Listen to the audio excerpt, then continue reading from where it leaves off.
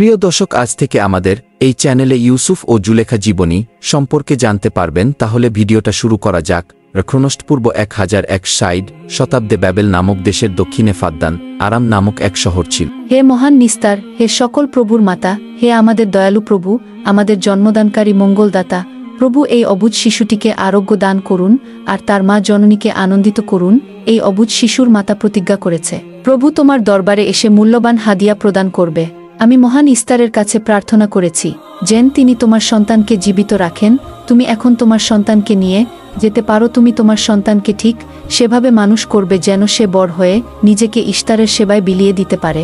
আপনিও মহান ইস্তারের কাছে আমি অনেক কৃতজ্ঞ। মহান ইস্তারের উপর রহমত বর্ষিত হোক। আপনার ওই ইস্তারের মেহেরবানিতে আমার মৃত সন্তান জীবিত অবস্থায় ফিরে এসেছে। ইস্তার মহান, তার উপর রহমত বর্ষিত হোক। ইস্তার মহান, তার উপর রহমত বর্ষিত হোক। ইস্তার মহান, ইস্তার মহান, তার উপর রহমত বর্ষিত হোক।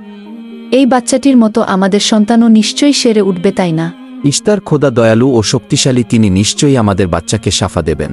হ্যাঁ, আমারও তাই মনে হয়। চলো যাই। তোমাদের এ কি হলো? তোমরা তো নিজেরাই ফেরেশতার সেজদা পেয়েছ, আর এখন কিনা নিজেরাই নিজেদের সেজদা করছো।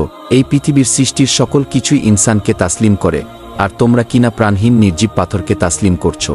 এই শোনো, খবরদার বলছি, তুমি এসব বেহুদা কথাবার্তা বলে আমাদের খোদাকে অপমানিত করবে না।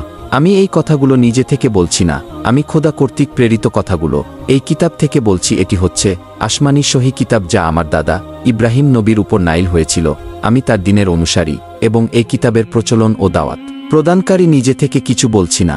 ওই আসমানি কিতাবে কি লেখা আছে আমাদের খোদাদেরকে অপমানিত করতে হবে?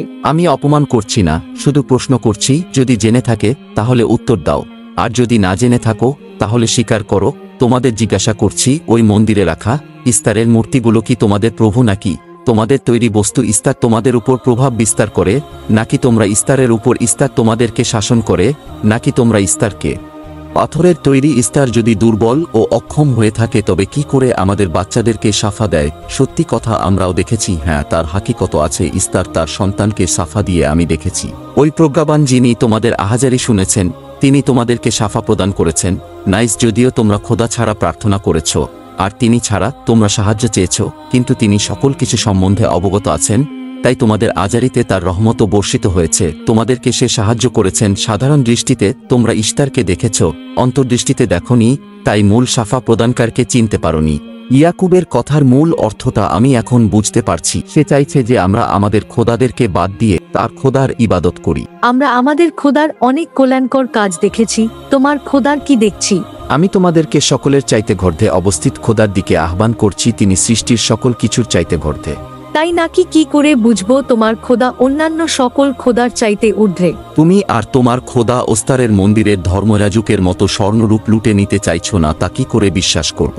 আমার বাস্তব অবস্থা হচ্ছে, আমি গভর্নর লাবানের নিয়োজিত রাখাল। আমার কোনো কিছুই নেই, আর কোনো কিছুর জন্য আমি কারো কাছে প্রতিদানও চাইনি। তোমরা কি আমাকে আমার কাজ অনিবেশন না রাখালি করা ছাড়া আর কিছু করতে দেখেছ কি? এখন আমাদের দেখতে হবে।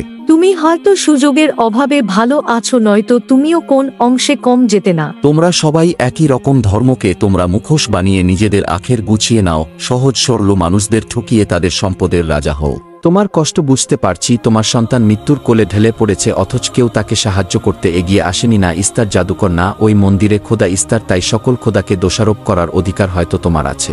মন্দিরের অক্ষম ইস্তারের সঙ্গে আমার কোনো কাজ নেই। আমার কথা তোমার না দেখা প্রভুর সঙ্গে আমরা অনেক ধৈর্য ধরেছি আর অনেক কষ্ট করেছি। এখন আর কোন নতুন খোদাদের ধৈর্য ধরার মতো অবস্থা আমাদের নেই।